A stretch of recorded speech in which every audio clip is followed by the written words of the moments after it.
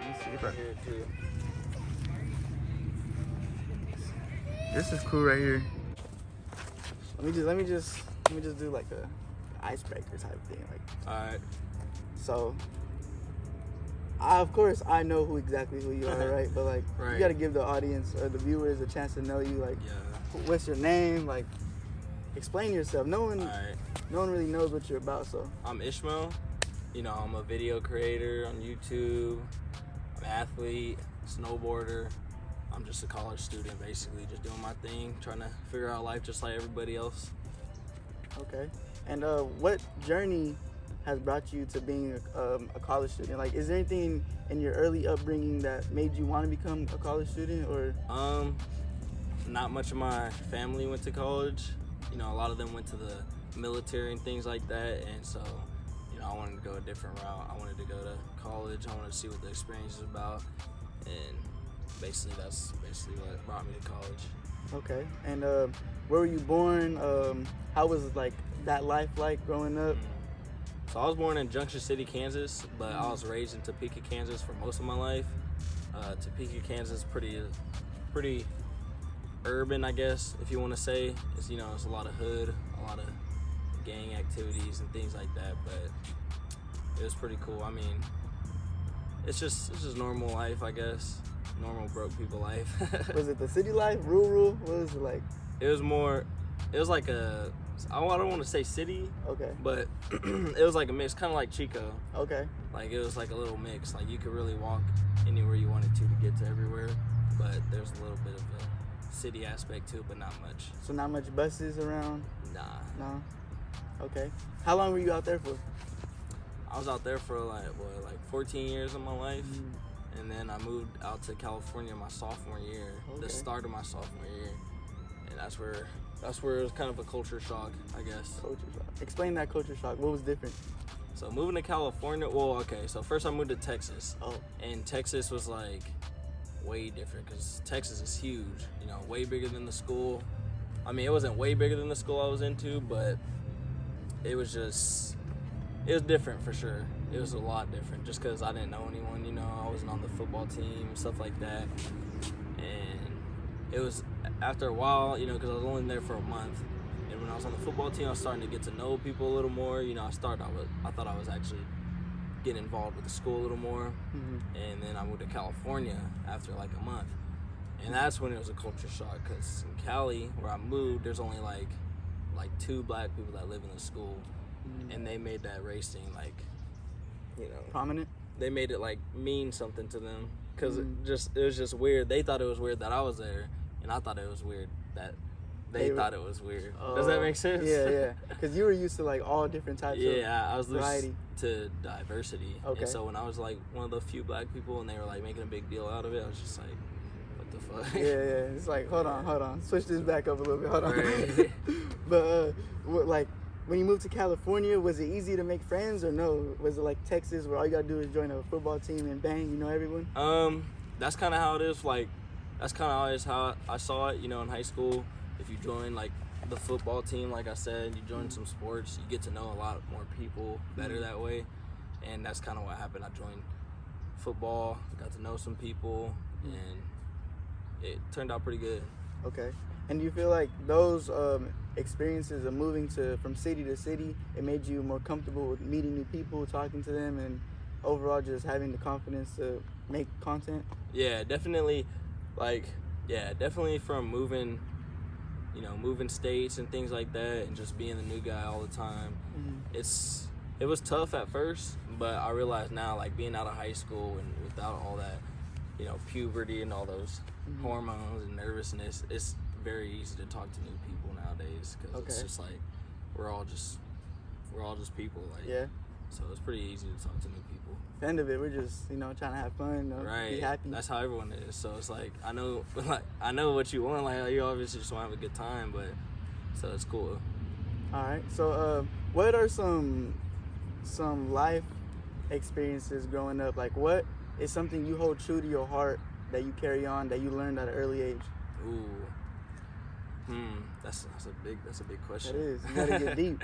You gotta show some vulnerability. Let's see. What is something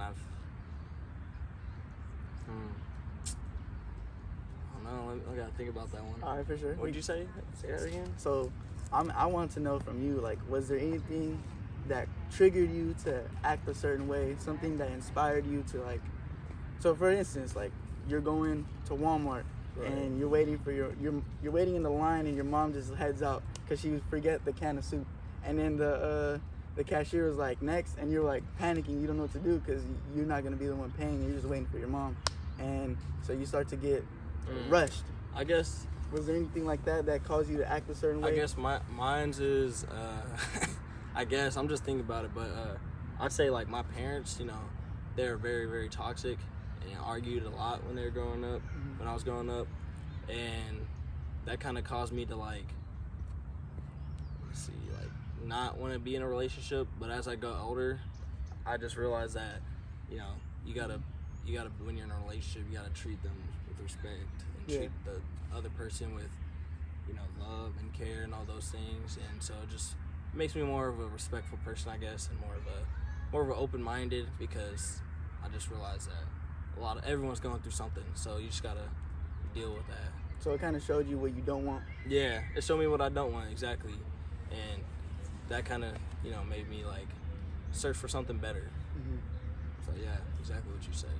Would you say you were like academically inclined, or were you athletically inclined growing up in high school? Or I feel like describe yourself around that time. I feel like I was a little bit of both, because I always saw it, because, you know, my family, a lot of my siblings, we kind of all split up after a while, and so I kind of seen it as I had to be the one to bring us all together. Okay. And so I was definitely more athletically inclined and, like you said, academically inclined to do better. But once I started moving to Texas and Cali, I started to care less and less. But I passed. Was there any pressure on you, feeling like you have the weight on the world on your shoulders, trying to keep the family together at such a young age? Like, not many kids have to think that way. Like, what did you do to cope with that? I mean, I always feel like I should do better, and like, I don't mind the pressure. Like, I still feel like that today. I still feel like I'm the only one that can really bring us together, because I know it's probably most likely not gonna happen, like all of us come together like we once were. But I know that it's possible, and I know that I could be better and I could just do better in life, and hopefully, you know, take care of all of us. Okay. But I don't mind the pressure at all, because I put a lot of pressure on myself too. So it's like I always want to do better, just so I can feel good about me, I guess. Even though, you know, I love myself all the time, I'm just saying I have to be doing things, like I have to be continuously like progressing and continuously doing new things, just so I can feel good about myself, I guess. Even though that sounds bad, it's not for me. Like, it just sounds normal to me, because I don't like being like a lazy guy. Yeah. So it's just like, You like that's being just how it productive. is. Yeah, I like being productive. Okay. And in keeping people together, are you the type person to go out of your way and like reach out to them and like counsel them in a way, or are you the type to be on the outside, kind of live your life and give them an example of how they should live their life if they look in your direction? Or is it like hands-on, or you kind of outside? I'm kind of outside, because I know like I had to deal with a lot of things by myself, and I know that helped me a lot, like a lot more than I could have ever imagined, because being alone, you know, dealing with all my problems and all my issues, like literally like alone and by myself, helped me love myself more today, and helped me be more confident and more of a, you know, open, genuine person than I was before. And so sometimes, you know, I like to let people do their thing. Hopefully they could like learn from themselves instead of like an outside source like me. And that's kind of what my newest video is about too. But yeah, so I'm like that. But unless it's like family, then I'll reach out, because I know sometimes, you know, it's just family. Like, I don't mind reaching out to them, but sometimes if it's someone else, I like to let them do their own thing, because I feel like that's the best healing. The best healing you can get from someone is from you, in my opinion. Okay.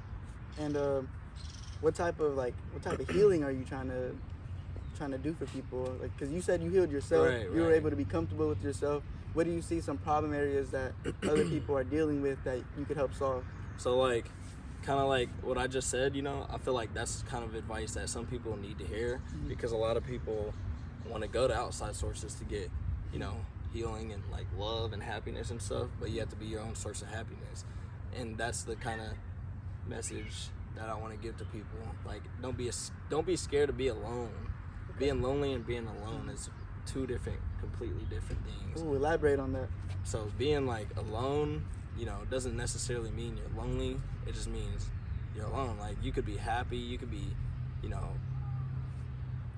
confident, you could be having the best time of your life alone.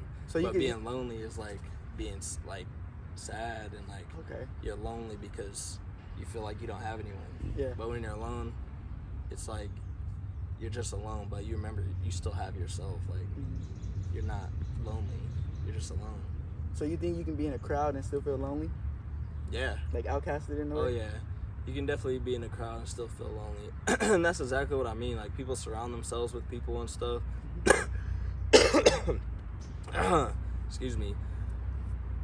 People surround themselves with a lot of people and expect that to fill that void inside them.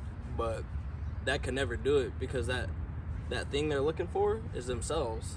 They're looking for, like that fulfillment, but they can only get that feeling from themselves.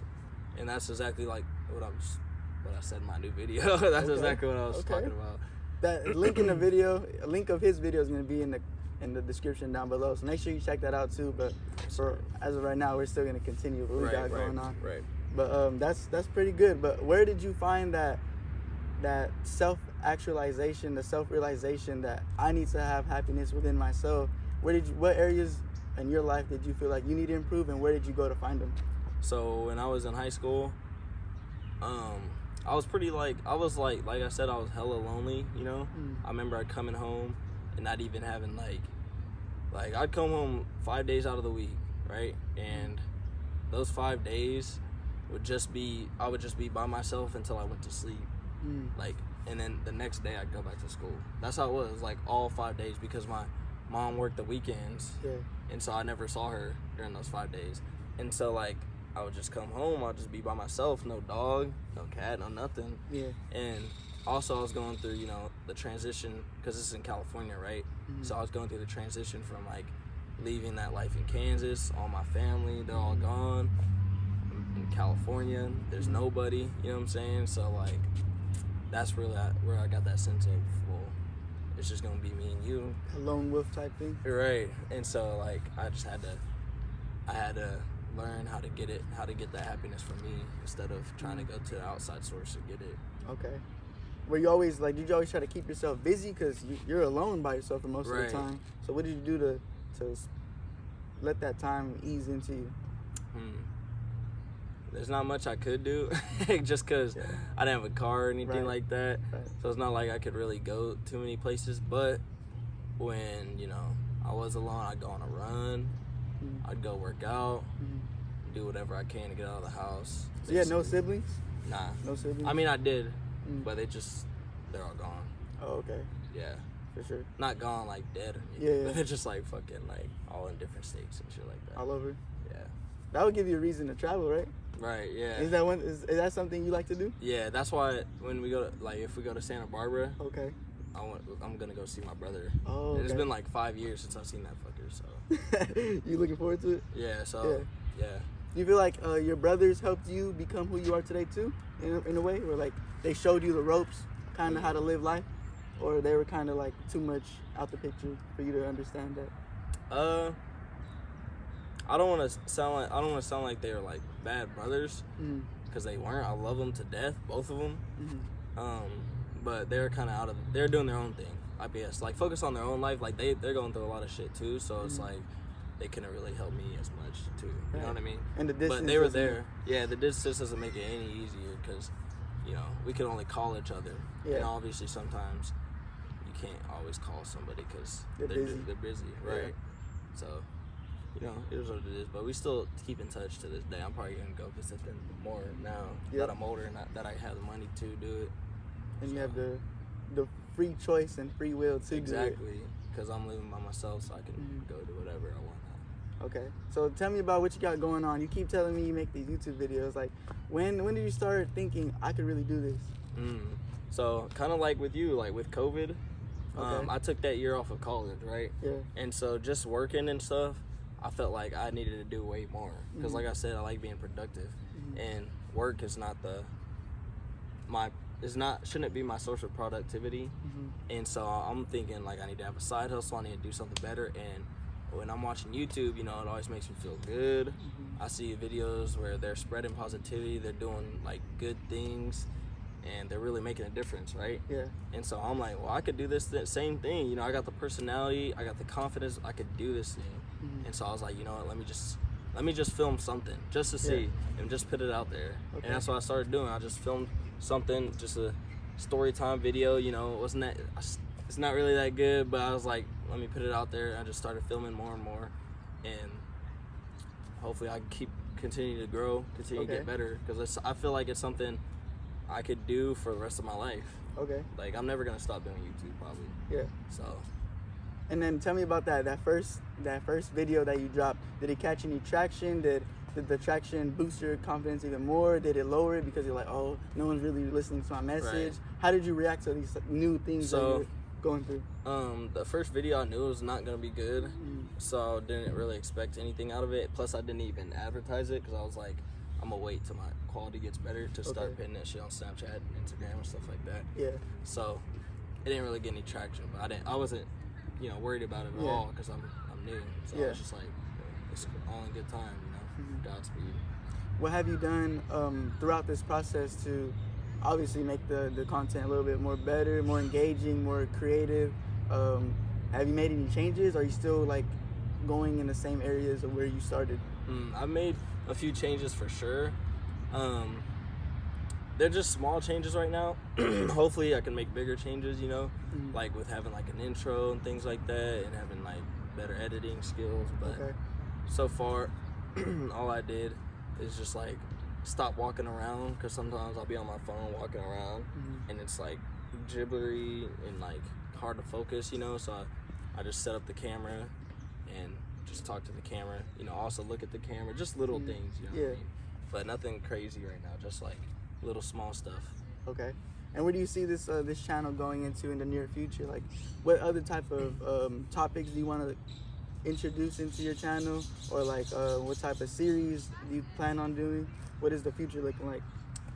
So I feel like I want to take this channel more of a interactive way, and like interacting with other people also, and you know, doing things where it really just opened people's minds to think about different things and different ideas, kind of thing. You know what I mean? Okay. What are these new ideas that you want to incorporate? Like, what are some things that people don't really think is important, and that you feel that they should think that they are important? I feel like just positivity and being like, you know, more open and more genuine to other people, because a lot of people are scared of interactions with other people, right? Yeah. And they're scared to have that connection with other people. But I feel like you know, once you open up their like box type of thing, then you could really start to have a connection that is real. Okay. And you just start connecting with people. And how do you feel about COVID coming into the situation? That's not making it any easier. People were social distancing. Yeah, exactly. So what is one way that you were able to see that problem and go around it and still be able to connect with people? So with COVID and everything, luckily for me, I still like, you know, was able to work and things like that. But also snowboarding was still going on during COVID. You're a And snowboarder. So, yeah, Okay. I love snowboarding. And so, you know, I was still able to go to the mountains. I was still able to kick it with my friends all the time. Okay. We still had kickbacks, whether you think that's wrong or not. We still had kickbacks, and we still partied and shit. So it was, you know, we tried to get through it together. But I think COVID really brought a sense of enlightenment out of everyone, low key, just because, you know, everyone started realizing that a lot of these things that we put focus on and importance on, like money and, you know, materialistic things, you know, our image online. I feel like during COVID, a lot of people realized that none of that matters. You know, the connections we make in person and like the real the raw, genuine stuff we have, like that is the things that matter. Okay, that's deep right there. I don't want to like overlook that, so I'm gonna try to remember that for the future. But I wanted you to talk a little bit about snowboarding, because we're in California right now. Right. California is not known for people who snowboard. Right. Like when I think of a California kid, I'm not thinking of a guy with a snowboard. Is there a lot of mountains out here? It's like, how do you make that easily attainable? So California, I mean, like you said, a lot of people don't realize that there's a lot of mountains in California, but there's some of the best snowboarding mountains up here, like top mountains up here in Tahoe. And so, you know, getting close. I like to be in nature all the time. I love being outside, and being snowboarding and shit like that is like perfect, because it's most extreme weather. It's fucking snow, and then there's a bunch of mountains and beautiful trees. It's beautiful. Like, you could look at it more than just like the snowboarding culture, because a lot of people get hung up on like they just want to look cool and stuff. And by all means, I do look cool when I'm doing it, but it's really just a beautiful place to be. I love being out there snowboarding. It's amazing. Okay. And then let's go. I wanted to get back into what you said before, how people were going in one direction in life, and then this unforeseeable event happened, and it just completely turned a 360 on everyone. Right. How did that change you? Like, what were you focusing your attention on, and what, at the end of it, what did it turn into? Alright, so me, kind of like I was saying, like, I used to be a lot of focus. I mean, I'm still focused on money, but it's not money. It's what I can get from money, which is like freedom. Okay. And, you know, I can bring people together with money. You know, it's the things that I can like do with money, which is just a tool. Okay. But for me, you know, money used to be like everything. You know, get money and save it and stuff. Yeah. But it's not like that. It's just not the end all be all. Yeah, it's just a tool to bring people together. It's the tool for my own freedom. You know what I'm saying? It's just a tool at the end of the day. And I think when COVID hit, that really told me that, because I had a lot of money, but I couldn't use it. And it's like, this shit really does not matter at all. Yeah. Like, it even is like that now. Like, you're gonna have to spend money, you know. And so when you have a lot of it, it just means you could like spend it how you want to spend it. That's all money does for you. And, you know, you can bring people together too. Like I said, you know, I want to have the money and the power to take care of my family and take care of my mom. So that's why I'm so greedy, I guess you could say. But yeah. What does the freedom look like in your eyes? What do you want to be able to achieve with the money that you wish to accumulate? Like, where do you want to put it into? Freedom in my eyes is like taking care of my mom, buying her a house, having my own house, being able to travel the world, go wherever I want to, do whatever I want in life. That's basically freedom for me. It's just being able to do whatever I want, basically. So you don't want to have anyone telling you what to do whatsoever. Right, that too. You know, being wherever I want to, also having my own time. Okay. So being on my own time. Like, I don't have to be somewhere because someone needs me there. Okay. I mean, not like because someone needs me there, but like a job, you know what I'm saying? Yeah. Like, I don't want to have to be there because I have that responsibility. Okay. But unless it's my own responsibility and, you know, I want to give that time, like, I'm okay with giving that time, then I'm chilling, but on my own time, basically. Okay. And how would you describe yourself, like, in a standpoint coming from, like, an entrepreneurial mindset? Are you, like, open to new ideas? Are you willing to take the risks to achieve these big, great endeavors? Or yeah, I'm definitely opening up to new ideas for sure. You know, I'm willing to take the risk. Taking risks is something that's like huge. You know, I haven't taken too many risks. I've been taking slight risks, but I want to eventually get to bigger risks because, you know, I haven't taken too many risks. But I'm trying to get better at that. I'm trying to get better at taking more risks and doing things that put me outside of my comfort zone. Really, it's just like, for me, outside of my comfort zone in an entrepreneurship mindset, for me, it's like spending money, because I got a lot of money saved up, but I don't ever use it, and investing that money is a scary thing, because once I invest it, I can't get it back, because my job isn't that, you know, paying.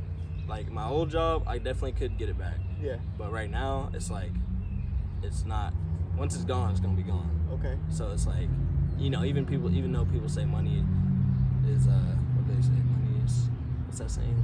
There's a lot of sayings. Money comes and goes. Oh, okay. But and that's true. But the amount of money I have, if I invest all of that, it's gonna be gone.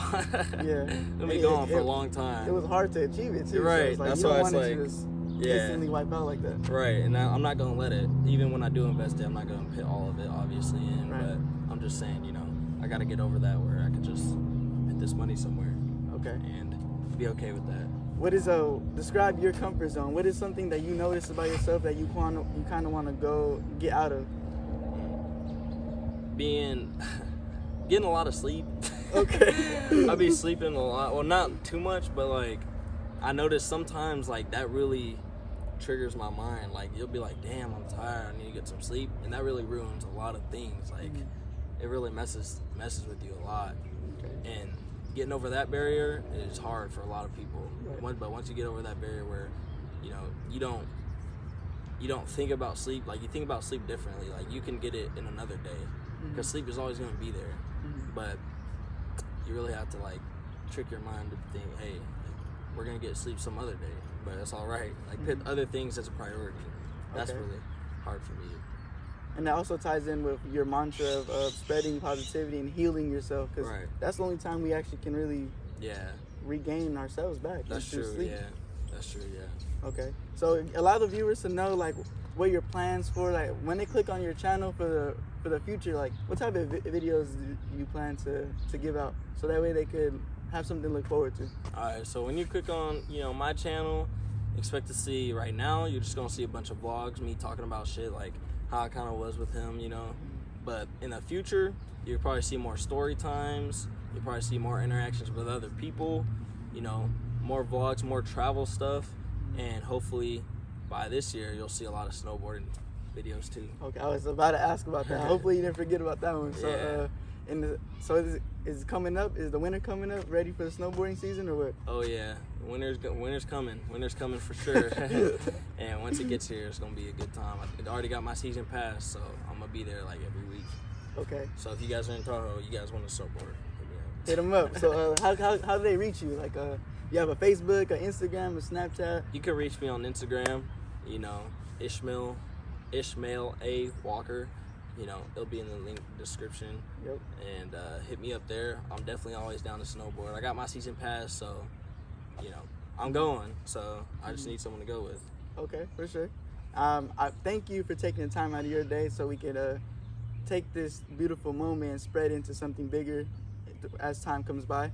And I just want to ask you one final thing. Like, how has you entering this new world changed you a little bit? Like you through YouTube, are you a new person because of starting this channel? Yeah, I feel like I'm more open to talk about things, more genuine towards people, and you know, not scared to interact with people, that type of thing. Okay, not scared to be you. Yeah, never scared to be me. But yeah, that type of things definitely really changed me from when I started doing YouTube. Okay, I appreciate it. Thank you. Yes, sir. Yeah. That's true. But it's not like I'm a professional or anything. So. Right. But I also see that you're trying to go down this path too. So it's like, so it's like it's why good not? that I'm doing it with you, because you're kind of helping me like do it. Exactly. First time. You know, we can make some mistakes together, but who knows? I don't know if you guys are ready, but we could hop on together, do some videos, get prepared. You might see that in the near future. Right. What you think about it? Sheesh, I mean, we could be cooking up something. Okay. We cooking up something. Who knows? We could do something for All sure. right, so stay tuned. I don't know if you're ready, but you know, it might come down to it. Yeah, we definitely gonna see us pop. Like I was talking to you about it, I forgot about the video. But it worked out perfectly. Yeah.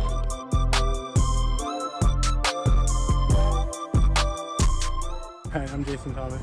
What is a childhood experience that kind of shaped you up to how you are today? To try to disarm people, I became it's a bittersweet thing. I was an English major because I totally changed the way that I talk, and you know, people call me say that I don't sound like I'm black. Right. I hate hearing that. Yeah, I hate that. But I too. did that on purpose so that I could disarm people, keep them from focusing on what I look like and listening to instead of listening to what I have to say. Yeah, and how you speak. Yeah. Appreciate it, man. All right, man. Carry on with your day. Hope you enjoy the rest of it. Thank you Keep very your head much. up and, good luck. I will. Thank you. You too. Thanks. So, as you can see, it was a very successful Yes, opportunity very for good, us. Very good interview. Thank that guy for. He still gave us the chance to let him speak his mind. Right. And I want you guys in the comments down below to let us know if you want more of this, more of a collab between me and Yes, sir. You know the vibes. Yes, sir. We Positive we vibes ready. always. We're trying to help people.